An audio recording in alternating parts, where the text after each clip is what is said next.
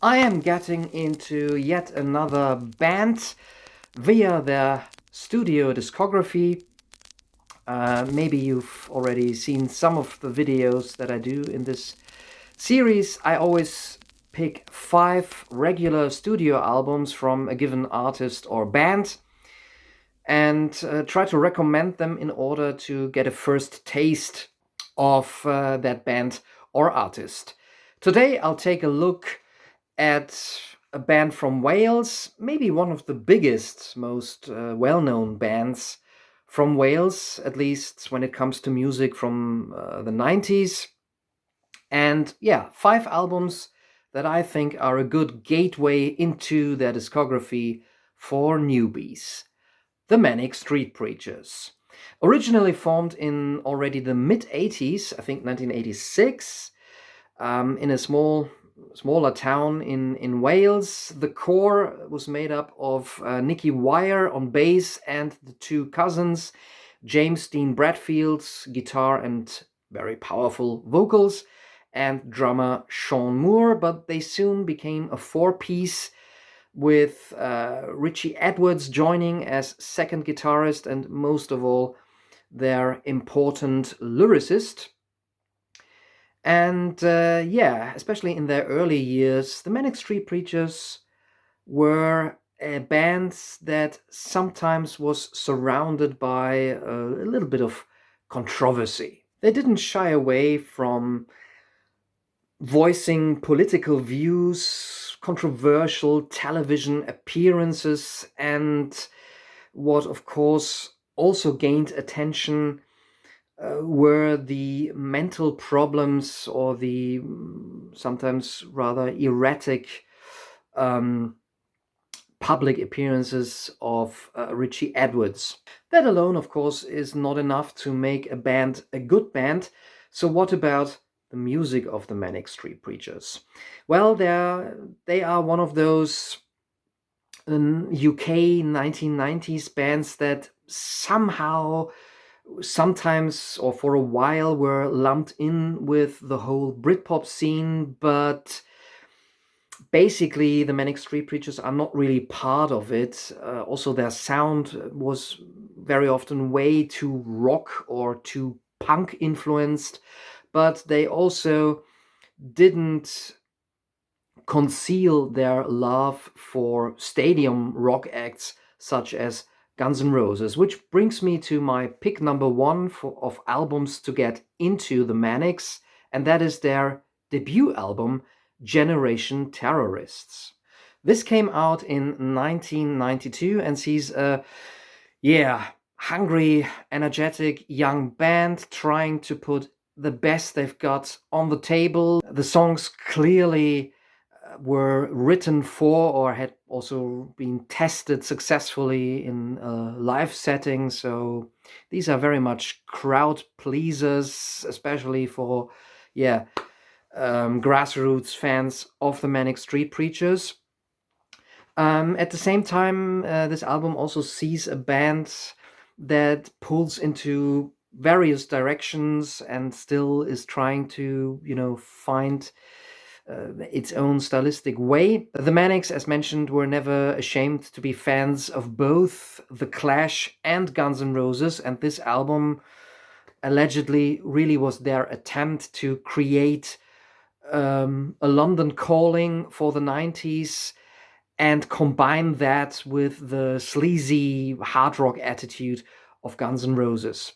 So the production also tries to be both punk and, in parallel, a bit of a glossy 90s rock sound, but with a low budget.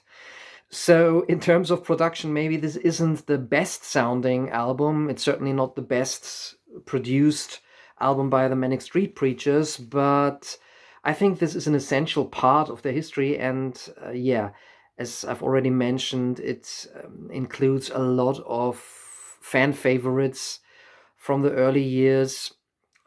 Energetic rock anthems such as You Love Us, Motown Junk, also a couple of weaker tracks, to be honest, but also one of the very first instances where you could hear that the Manic Street Preachers, especially the two main figures in the band who were responsible for providing the tunes, providing the music, namely James Dean Bradfield and Sean Moore, really have a talent for soaring melodies and quite a bit of pop leaning. And that is the track Motorcycle Emptiness, which to this day is a Manic Street Preachers classic, one of their really, really great songs. Well, this album cracked the top 20 in the UK. With their next album, the Manic Street Preachers also tried a little bit to gain a footing in the US market. I don't think they succeeded. They also, in hindsight, were rather dissatisfied with that second album. Talk about a sophomore slump.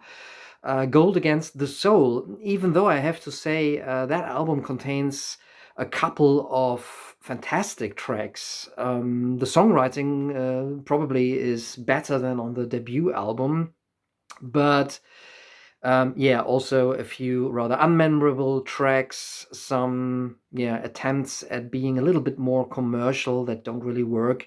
And again, that second album, I think, also suffered from still a production that isn't really up to par with what the Street Preachers need as a band, or a bit of an anemic production.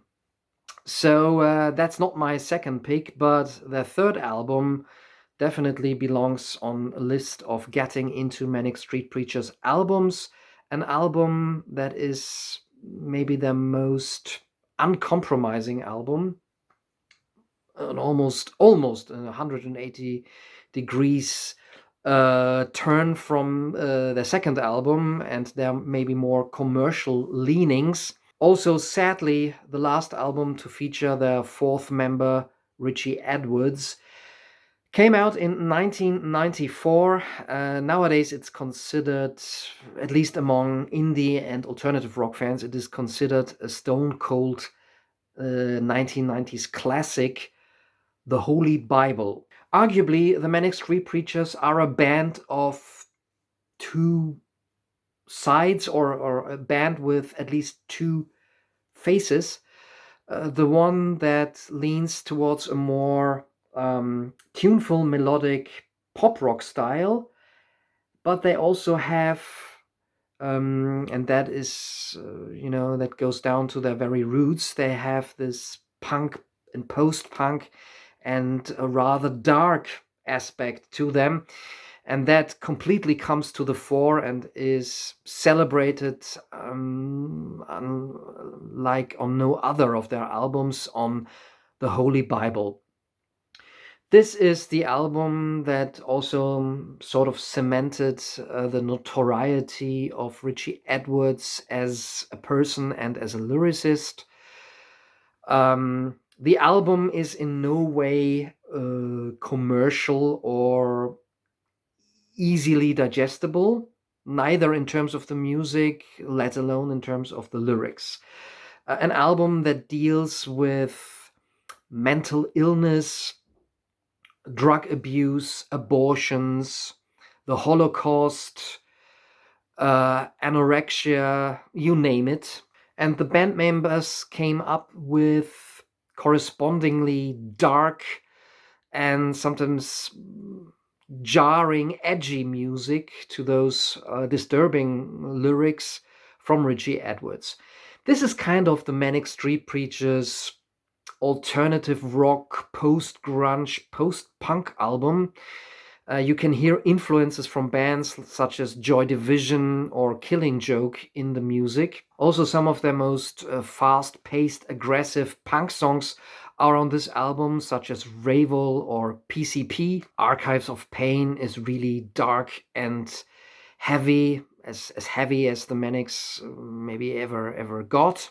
The only song that maybe shows James Dean Bradfield's extraordinary talent for wonderful guitar tunes is This Is Yesterday, but even that one has got really desperate lyrics. This album made it to number 6 in the UK. I don't think an album like this would even reach the top 10 these days in the album charts. Richie Edwards, as can already be told from the lyrical content, and his mindset during that time, was in very bad shape mentally. We're talking about a sensitive person here who was prone to depressions and self-harm. And shortly after this album came out, or during the tour to this album, some of the gigs were played by only the 3 other members, with Richie Edwards not being fit enough to be on stage. And shortly afterwards, he disappeared. Famously, his empty car, was found near a bridge. And nowadays, his body was never found, but it is very unlikely that he is still alive. Of course, there are always rumors that he sort of did a rock star disappearance and, is living an anonymous life somewhere, but we have to assume that, unfortunately, he took his own life. The Holy Bible, the album, will always be associated with that. It is maybe Richie Edwards' testament, musical testament or lyrical testament. Some fans will claim that this is the absolute best and most important album the Manic Street Preachers ever put out. Others maybe will rather turn towards the more accessible, more melodic material by the Street Preachers and rather skip this album as a really not so pleasant listening experience. Such a devastating and tragic loss would have been enough, I guess, for any band to call it quits. But sometimes bands take another turn. Think maybe also of AC/DC, who lost their frontman and then returned with a new singer and produced one of their, or maybe their most popular album ever. The Manic Street Preachers, after a while of contemplation and also talking to Richie's relatives who gave them their okay, finally decided to continue, but not with a new guitarist, but simply as a 3-piece from now on. And the next album they brought out is my pick number 3 from 1996. It celebrates its anniversary this year. Everything Must Go. This album musically was quite a bit of a departure from the previous Manic Street Preachers sound, especially a complete detour from what they had played on the Holy Bible. This album is the first time that the Manic Street Preachers successfully kind of blended their punk energy, their love for a bit harder edged guitar songs, with a great skill for anthemic melodies and as kind of pop rock songwriting with intelligent lyrics. Nicky Wire stepped in as the new main lyricist here, and you can also hear this change in the lyrics. Nicky Wire's lyrics are more maybe political or looking at historical events, whereas Richie Edwards was more about mental states, personal feelings, the darkness of the human soul. A couple of tracks on here still feature lyrics from Richie Edwards, but most of the new tracks were written, in terms of the words, by bass player Nicky Wire. The album maybe was a bit of a risky move for the band, at least in view of their old fans, because Everything Must Go really can be considered one of the most commercial albums the Manic Street Preachers ever put out. However, they sort of rushed through open doors here in 1996 because it was more or less the height of Britpop in the UK, and the anthemic sound of the Manic Street Preachers, the combination of piercing guitars and lush string arrangements, really hit a nerve, and for the first time made the Manic Street Preachers popular with a more mainstream audience, and thus also with a wider audience.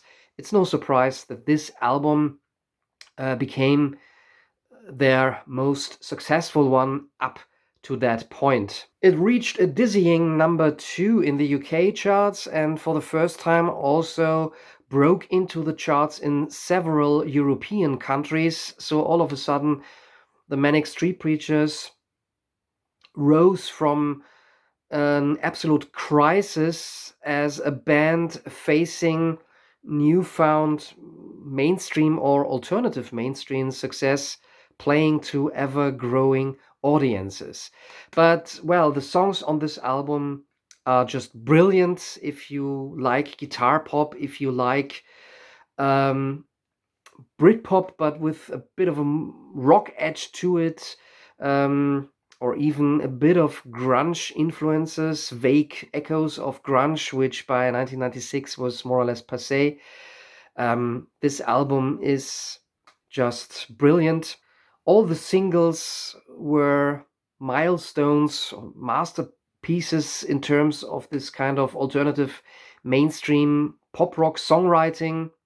A Design for Life has remained the Manic Street Preachers anthem to this day, but also more political tracks like the snappy Kevin Carter Surprise with an almost danceable groove. Australia is,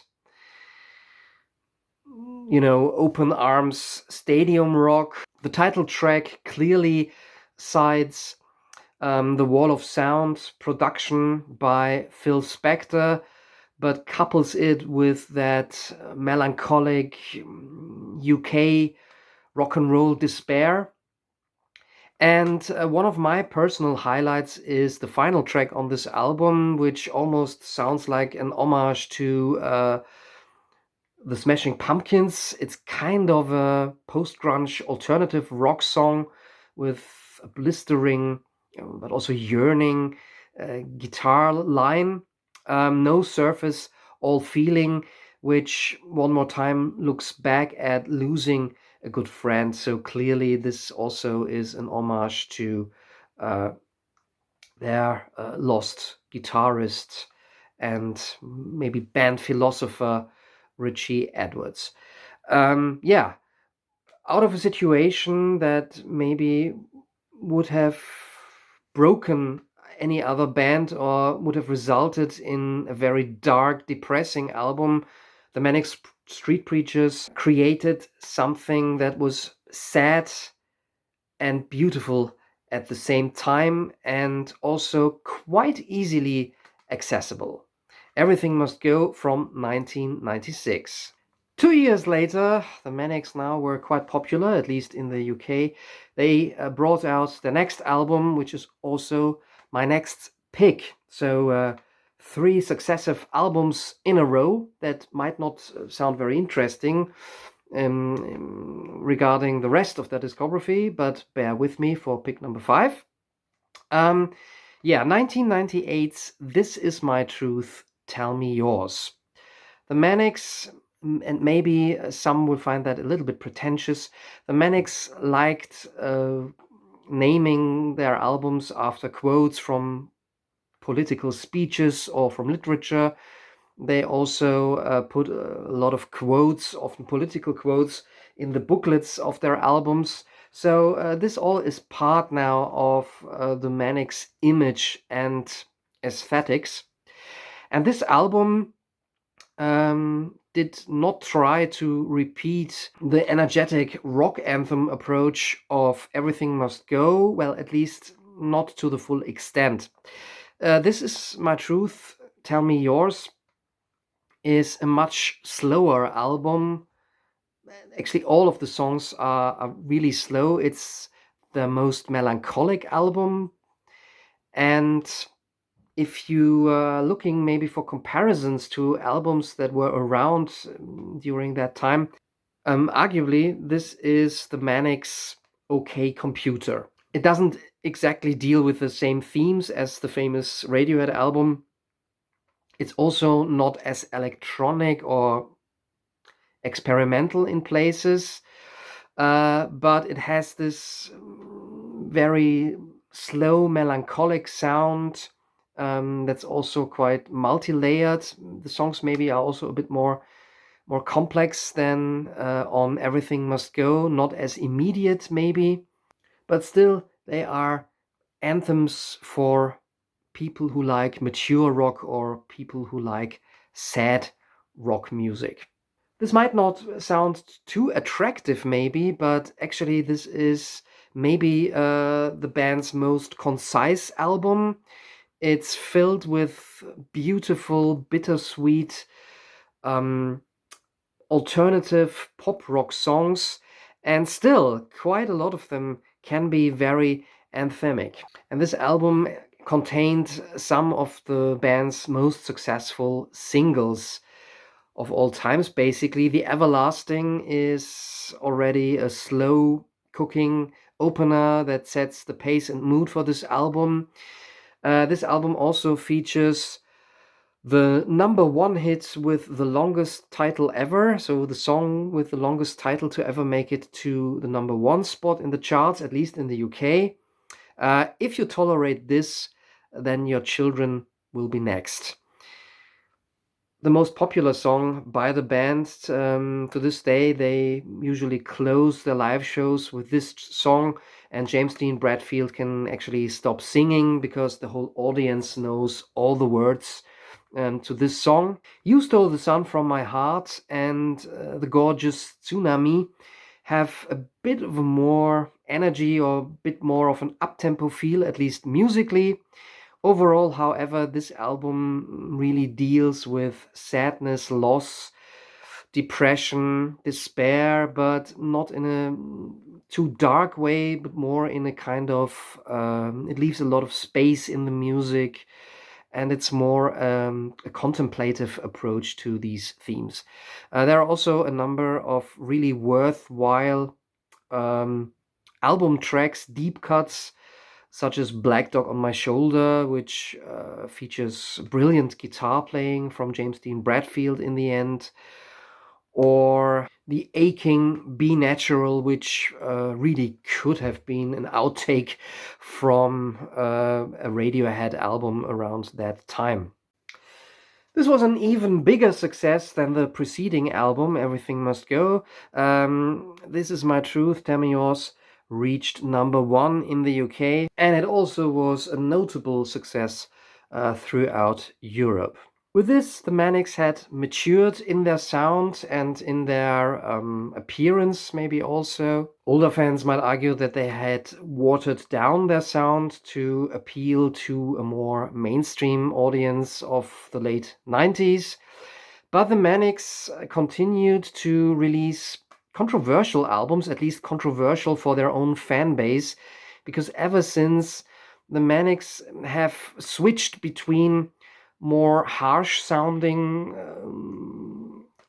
alt rock albums and deliberate attempts at presenting themselves as a quite glossy pop band, or at least an alternative pop band.